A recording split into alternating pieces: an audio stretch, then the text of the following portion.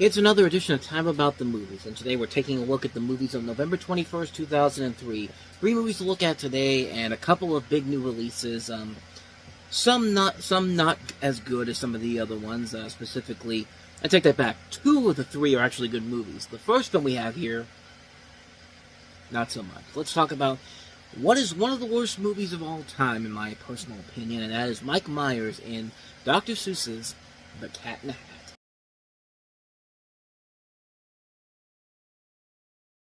This whole movie drops the ball on it because, The Grinch was a big hit a couple of years ago, but then again, you had Ron Howard directing it, and at least that movie looked like a movie. This, not so much. The Cat in the Hat, of course, do I really need to tell you what the story is? You have Mike Myers as the Cat in the Hat, and Dakota Fanning starring as Sally, Spencer Breslin as Conrad, these two kids who are stuck at home during a rainstorm, and of course the Cat in the Hat comes in and says, hey, let's have some fun.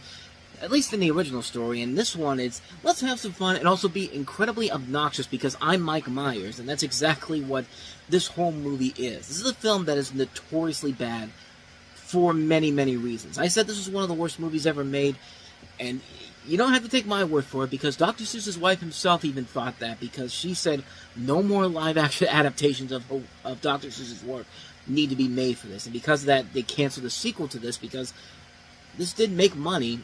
Not a lot, especially compared to The Grinch, but I have this tied up with Dr. Seuss's The Lorax as two of the worst movies I have ever seen, because I hate the Lorax movie so much. It just felt like a mass misrepresentation of what that story was about with the Lorax, but of the two that are the biggest insult, it's easily the Cat in the Hat. Let's take the most iconic character Dr. Seuss has in his library outside of the Grinch and just turn him into an egotistical jackass. I mean, yeah, Mike Myers as the Cat in the Hat could have made for good casting, but then again, the last movie he did was Austin Powers and Goldmember, and that shtick was getting old really fast, so yeah, we can go ahead and scratch that out. The casting in this just seems forced and phoned in. I mean, this is a movie that has two top young kid talents. We've seen them in movies earlier this year. Dakota Fanning, Spencer Breslin, the year before with the Santa Claus 2. They really do not work in this so whatsoever. They're the typical bland, forgettable, trying to be relevant kids of the 90s and early 2000s that just don't act like normal kids. Kelly Preston as the mother is completely underused here. Alec Baldwin's just a bland, forgettable bad guy. It takes a lot to make Alec Baldwin look like a terrible actor, and this movie certainly does just that. But and not only that, it's just filler. It's some of the worst filler I've ever seen. And this movie is just under an hour and a half, 82 minutes long, and yet it still cannot find stuff to do with this character whatsoever when it's not taking from the source material. Like The Grinch has its flaws, especially with the runtime, and you could take a huge chunk of it out, and the movie still would have been, and the movie could have worked much better than it did, but you got more enjoyment out of The Grinch because of what Jim Carrey was bringing to the table, because everything looked like it was there. That's how bad this pile is, people, and it's just a complete misfire on everything Seuss's material stood for. Hey, there's a pointless party scene where Paris Hilton shows up for a cameo because she was a thing back then. Yeah. Way to date stamp this movie before it's even out of theaters. How about one more? There's another scene where the Cat in the Hat is promoting Universal Studios and even does a ka-ching during the key part of the final act. It's like the people who made this movie just didn't give a fuck whatsoever. And it also doesn't help that the talent is there. Mike Myers can be funny. He's not funny here. But not only that, Alec Berg wrote this. That's a name you might not be familiar with. But he wrote for Seinfeld. He wrote for Silicon Valley. David Mandel, the guy who ran Veep, also worked for Seinfeld. Jeff Schaffer, you guessed it, wrote for Seinfeld and later created The League. You've got three writers from one of the greatest comedies of all time, and you don't get a good script out of it? Really? It also doesn't help that the movie's directed by Bo Welsh, a well-known production designer. He's done a lot of stuff for Beetlejuice, Ghostbusters 2, Batman Returns, the Men in Black movies.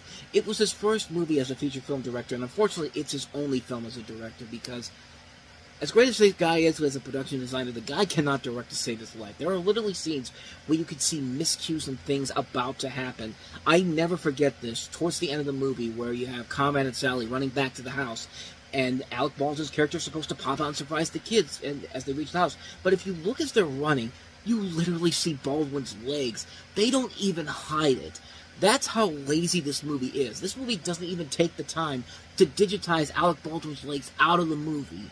It's just, it boggles the mind that this movie got made and actually came out the way it did, because my God, this is the worst possible thing you could do with this character alone.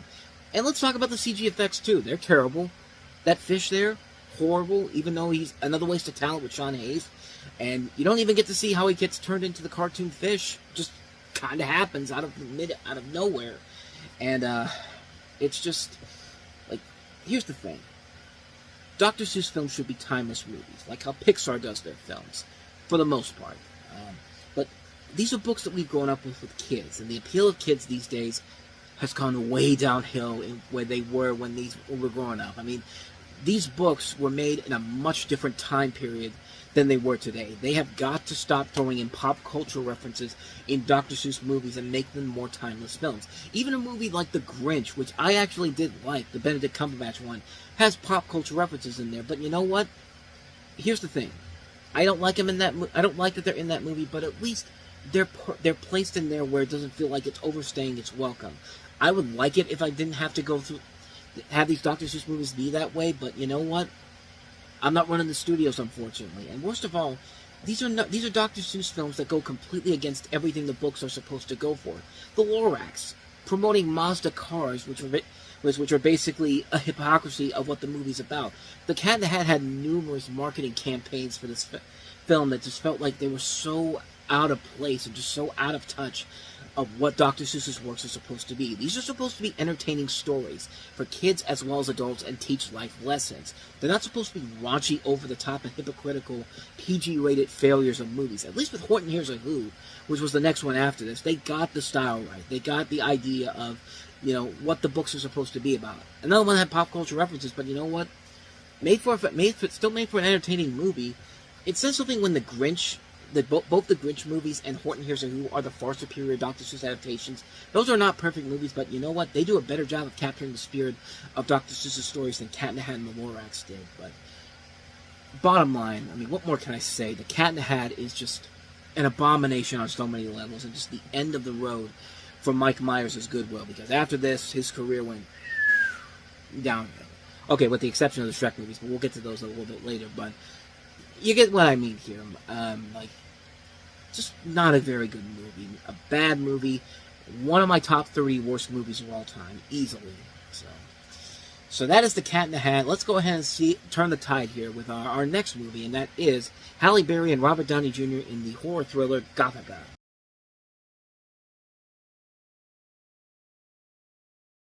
This is Gothika, which is the film following Halle Berry as a psychiatrist who finds herself incarcerated in the penitentiary where she works at, accused of brutally murdering her own husband.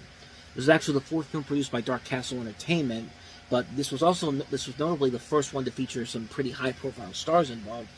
And the film did very well with the general public overall. It was a huge hit financially, critically not so much, but you know, I thought it was alright. I definitely like the style of it. I think it has a really creepy vibe to it. Yeah, the story is very much a generic storyline we've seen done to death. But the performances overall are very good. Halle Berry's really good in the film. Robert Downey Jr., Charles S. Dutton, Penelope Cruz, I think, is really good. And yeah, the creep factor definitely is there. The thing about these Dark Castle movies, they may not be great films overall, but they have those little edges to them that give them a chance to really stand out on their own. I think this is one of the last ones that really did it the best. And I thought it was really good. I mean, I don't have much more to say about it. I thought it was actually pretty good. Enjoy it while it lasts, because after this, it's just downhill from there for Dark Castle Entertainment, because they follow this up with House of Wax, which I don't think I need to tell you how bad that is, but we'll get to that one eventually. But overall, I did really like Gothika. I thought it was actually pretty good, despite what people said about it, critics said. But let's go ahead and move on to the last movie, probably the best film overall of the week, and that is 21 Grams.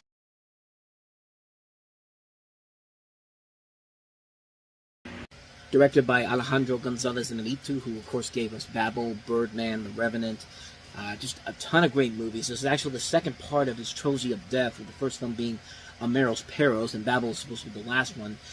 The plot is about the consequences of a tragic hit-and-run accident. Sean Penn plays a critically injured mathematician, Naomi Watts plays a grief-stricken mother, and Benicio del Toro plays a born-again Christian ex-convict whose faith is sorely tested in the aftermath of the incident.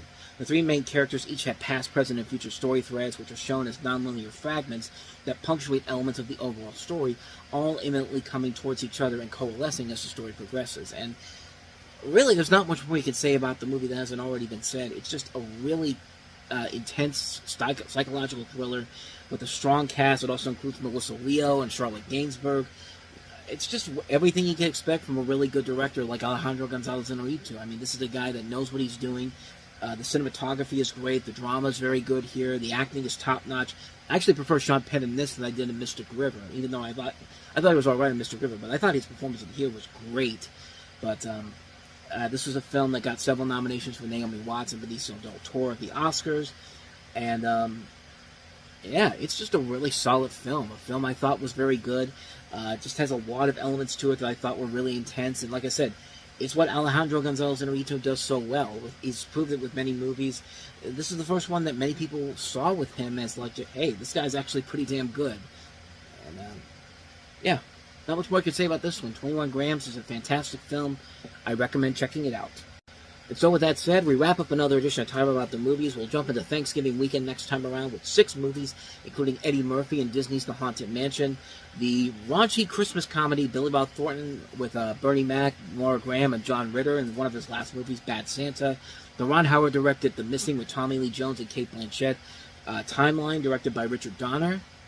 We also have, I just had it right here, The Cooler with William H. Macy and Alec Baldwin in a good movie, and also the animated feature, The Triplets of Belleville. So we'll take a look at all 6 of those movies coming up on the next episode. But until then, thank you so much for watching, and if you want to see more videos like this, please hit the playlist on the next page, check out the previous episode, and also don't forget to hit the like and subscribe button if you want to see more videos like this on this channel. So, with that said, I am off. I will see you guys next time, and until then, as always, take care.